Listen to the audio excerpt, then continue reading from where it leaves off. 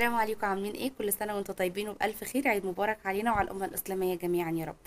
بسم الله الرحمن الرحيم. والفجر وليال عشر. الليلة العشر اللي بإذن الله يا رب هتبتدي من بكرة، من يوم الجمعة بإذن الله. كل سنة وانتم طيبين وبألف خير.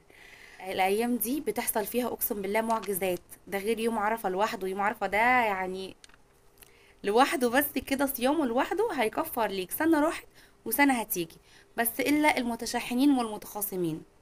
اي حد زعلان منك والله ده هي الدنيا فانية يا جماعة، والله والله العظيم ما مستاهل زعل ولا مستاهل الحاجات دي. بمكالمة تليفون اسألوا على بعض ودوا بعض. الدنيا والله العظيم ما مستاهلة. ودايما نردد الدعاء اللي الرسول صلى الله عليه وسلم بيقوله في الايام دي: اللهم انك عفو كريم تحب العفو فاعف عنا. حديث عن النبي صلى الله عليه وسلم بيقول: من صام يوما في سبيل الله بعد الله وجهه عن النار 70 خريفا. 70 سنة. انتوا متخيلين اليوم الواحد؟ على قد ما تقدروا، انا عارفه ان الايام دي ايام مشقه والله العظيم وحر جدا، ربنا يرحمنا ويعافينا. على قد ما تقدروا حاولوا تصوموا ال10 ايام دي. ايه الخطه او ايه اللي احنا هنعمله في ال10 ايام دول؟ حاجه نبتديها هي ايه؟ نتوب لربنا. استغفر الله العظيم واتوب اليه. كل يوم يا جماعه تقولوها كتير، نتوب لربنا وصلوا ركعتين توبه. والله حتى لو ده كل يوم، ده بنغسل نفسنا. دي كده مع ربنا، لان والله احنا محتاجين لربنا فعلا. احنا محتاجين ان كل ذنوبنا تتغفر.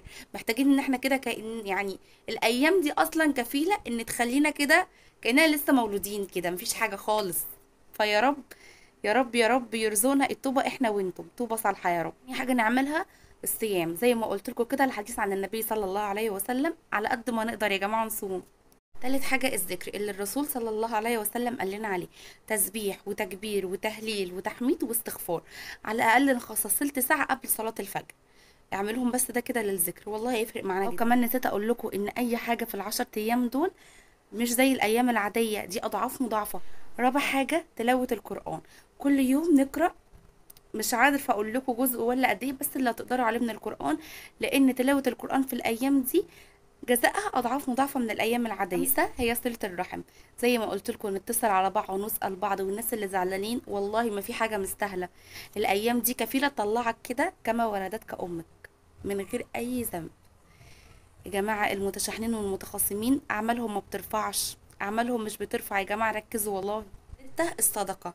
طيب انا فقير، انا مش معايا حاجه، إيه يا دوبك اللي بيجي على قد اللي احنا محتاجينه، مفيش اي حاجه. والله ده لو جنيه، جنيه واحد، ده لو تمرايه، طبق اكل، اهم حاجه نيتك والله العظيم، وربنا باذن الله يتقبل. سابع حاجه قيام الليل. قيام الليل ده له معجزات تانية.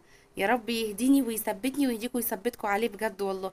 اقل حاجه ركعتين مع ركعه وتر كل يوم، وهكذا كل يوم اقل حاجه هم 11 ركعه، صلي اللي تقدري عليهم. وتمن حاجه بقى الدعاء. ادعوا كل اللي نفسكم فيه. المستحيل اللي انت بتقولي عليه مستحيل عند ربنا، بصي ثانيه واحده كده، ثانيه واحدة يتحقق. كن فيكون في لحظة واحدة. كل حاجة نفسك فيها، بصي كل حاجة مستحيلة، كل مشاكل.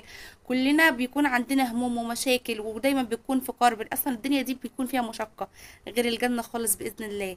أسأل الله الجنة ليا وليكم يا رب. اوعوا تنسوا الدعاء المخصص للأيام دي: اللهم إنك عفو كريم تحب العفو فاعف عنا يا رب. اللهم آمين. كل حاجة نفسك فيها اكتبيها في ورقة يوميا تدعيها.